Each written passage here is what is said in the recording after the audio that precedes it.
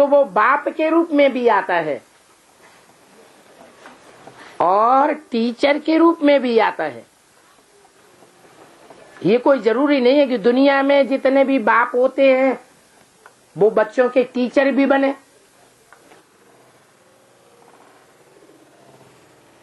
कोई बाप ऐसे होते हैं जो टीचर भी बन जाते हैं। लेकिन इस बाप की खासियत क्या है? ये बाप भी है हम आत्मा रूपी बच्चों का और टीचर भी बनता है। सारी सृष्टि के आदि मध्य अंत का ज्ञान देता है।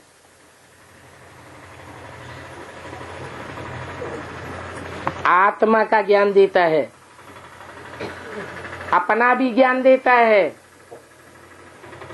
सारी हिस्ट्री ज्योग्राफी इस दुनिया की बताता है।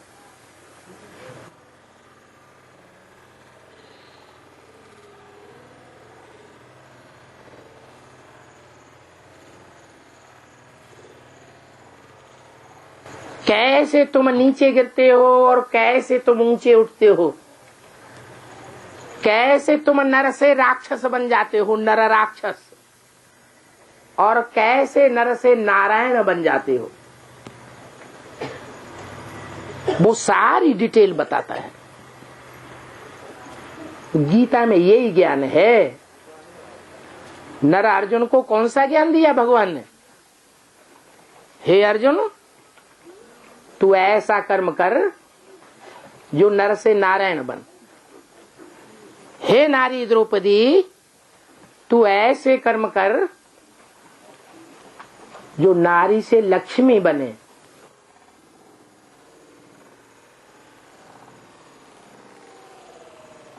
ये लक्ष्मी नारायण की पढ़ाई दुनिया में कोई नहीं पढ़ा सकता।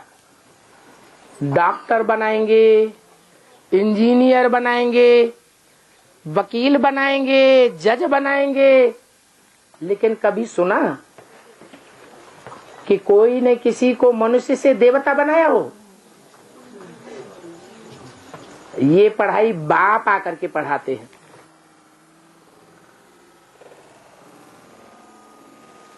ये ऊंचे ते ऊंचा लकब है क्या? नर से नारायण और नारी से लक्ष्मी। तो यहाँ नर भी बैठे हुए हैं और नारियां भी बैठी हुई है।